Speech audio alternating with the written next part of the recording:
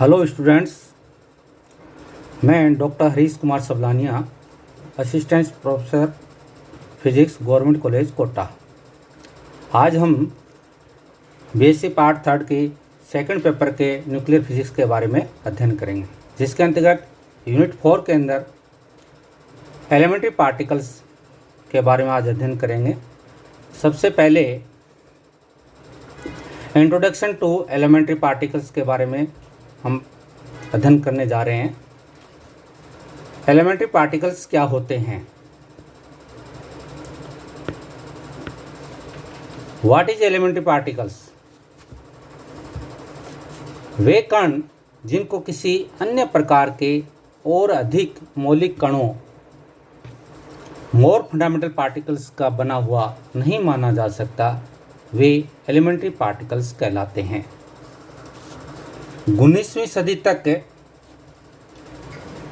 यह माना जाता था कि सभी एलिमेंट्स और पदार्थ परमाणुओं से बने होते हैं, परंतु परमाणु एक अविभाज्य इकाई है, अर्थात परमाणु के और छोटे घटक नहीं है।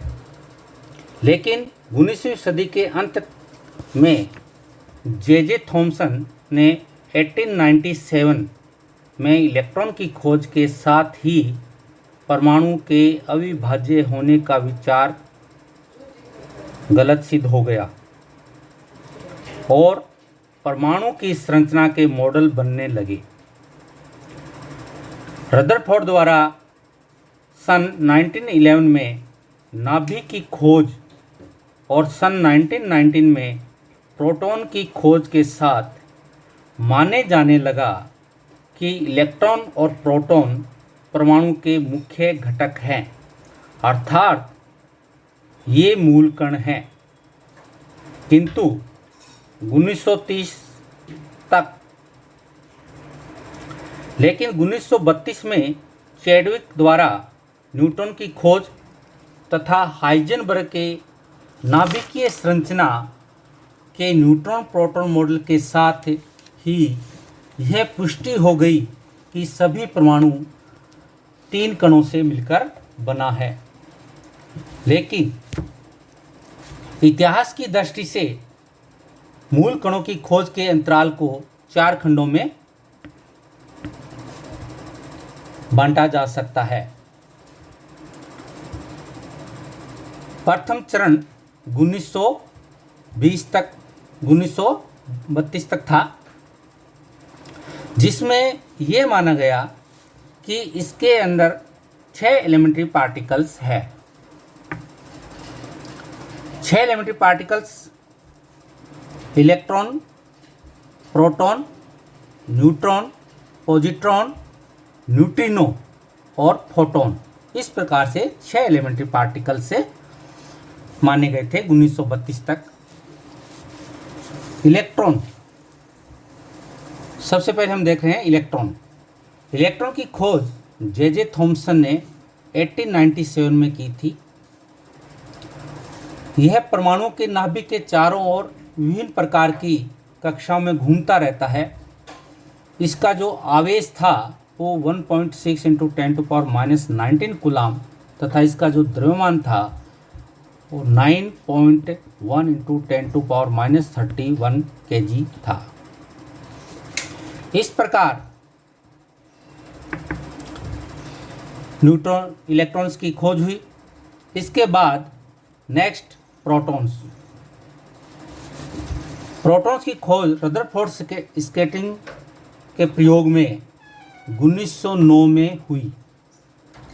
इसका आवेश इलेक्ट्रॉन के आवेश के बराबर ही था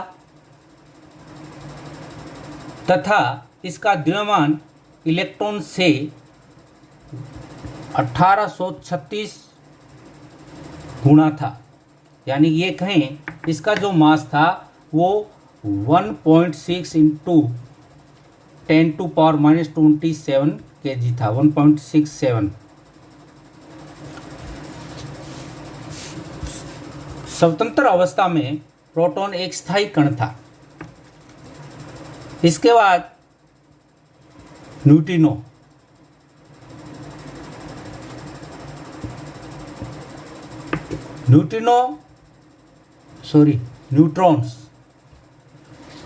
न्यूट्रॉन्स की खोज जेम्स चैडविक ने 1932 में की थी। इस पर कोई आवेश नहीं होता। इसका जो द्रव्यमान था वो इलेक्ट्रॉन के द्रव्यमान का 1839 मास ऑफ इलेक्ट्रॉन था, या ये कहें इसका 1.675 इंटू 10⁻⁻⁻27 किलोग्राम था। स्वतंत्र अवस्था में यह एक अस्थायी कण था और इसकी जो एवरेज लाइफ है, औसत आयु, वो 17 मिनट के लगभग है, परंतु प्रोटॉन के साथ यह स्थायी नाभिक बनाता है।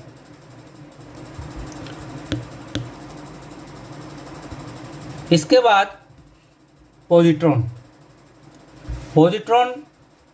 इसकी खोज 1932 में कॉर्ड एंडरसन ने की थी। इसका द्रव्यमान तथा आवेश इलेक्ट्रॉन के आवेश के बराबर ही होता है, परंतु यह धन आवेशित कण है जबकि इलेक्ट्रॉन ऋण आवेशित कण है।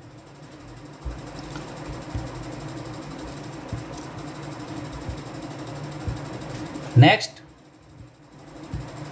न्यूट्रिनो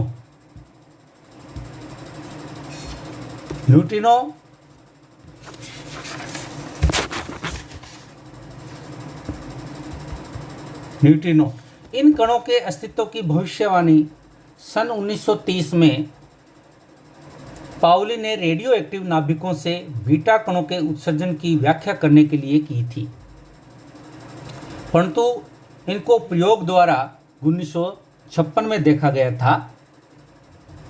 इसका विराम द्रव्यमान तथा आवेश दोनों ही शून्य होते हैं, परंतु इनमें ऊर्जा व संवेग होते हैं। ये दोनों ही स्टेबल पार्टिकल है, स्थायी कण है। इनमें न्यूट्रिनो और एंटी न्यूट्रिनो एक दूसरे के, इनकी जो स्पिन है वो एक दूसरे के विपरीत होती है। इसके बाद नेक्स्ट है इसमें फोटोन। ये विद्युत चुंबकीय तरंगों की ऊर्जा के वेव पैकेट होते हैं। इनका वेग प्रकाश के वेग के बराबर होता है। इन तरंगों की जो आवृत्ति है वो न्यू है और फोटोन की जो ऊर्जा होती है वो h न्यू होती है, और इसका जो संवेग है वो h न्यू अपॉन c होता है। सेकंड चरण इसका बात करते हैं हम। सेकंड चरण जो है वो 1935 से 1948 के बीच रहा। इस चरण की जो शुरुआत है वो 1935 में हुई, जब नाभिकीय बलों के गुणों को समझने के लिए नाभिकीय अन्योन्य क्रिया के क्वांटम का विचार युकावा ने प्रस्तुत किया। इस क्वांटम का द्रव्यमान लगभग मास ऑफ इलेक्ट्रॉन से 200 मास ऑफ इलेक्ट्रॉन से 300 मास ऑफ इलेक्ट्रॉन के बीच में रहा। इस कण की खोज के लिए किए गए प्रयासों में म्यून्स कणों की खोज 1938 में हुई और पाई कणों की जो खोज है वो 1947 तथा 1950 में पाई प्लस, पाई माइनस और पाई न्यूट्रल जो पार्टिकल्स है इनकी खोज हुई, और इसके साथ ही जो मूल कणों की संख्या थी उनके अंदर भी क्या है, वृद्धि हो गई। इसी प्रकार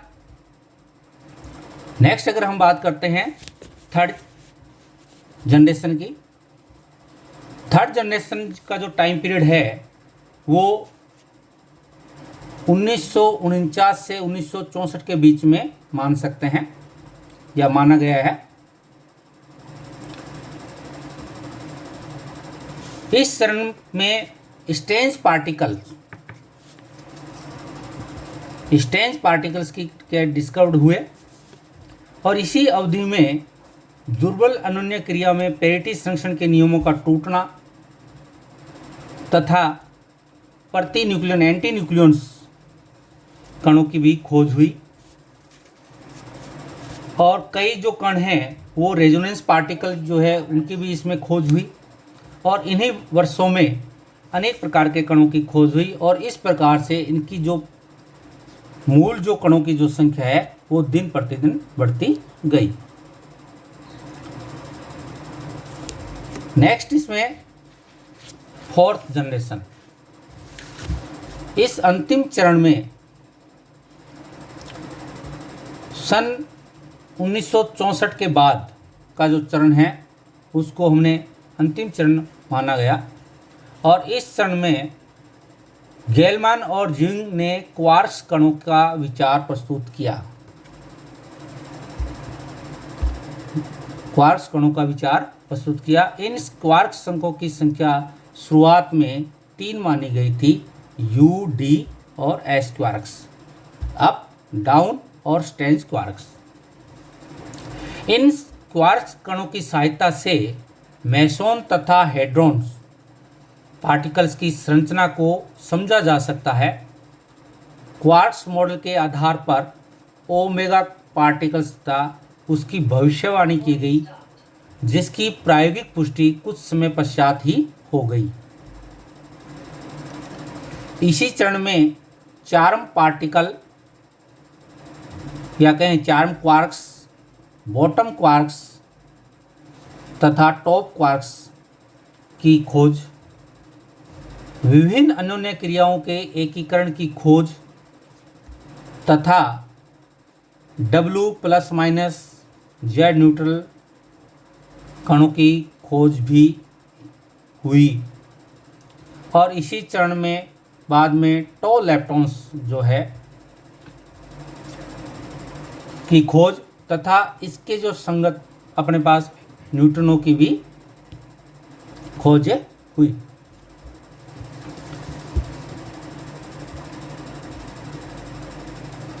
उपरोक्त सभी कणों को मूल कण माना जाता है और इसकी संख्या बहुत अधिक है क्योंकि अब क्वार्क्स कणों की परोक्ष रूप से पुष्टि हो चुकी है और प्रोटॉन और न्यूट्रॉन अन्य कई मूल कणों को क्वार्क्स कणों का बना हुआ माना जा सकता है। इस कारण कई बार इलेक्ट्रॉन, प्रोटॉन, न्यूट्रॉन, मेसोन आदि कणों को सब एटॉमिक कण भी कहते हैं। Thanks students. नेक्स्ट क्लास में हम फर्मियंस और बोसॉन्स और क्लासिफिकेशंस ऑफ एलिमेंट्री पार्टिकल्स के बारे में अध्ययन करेंगे।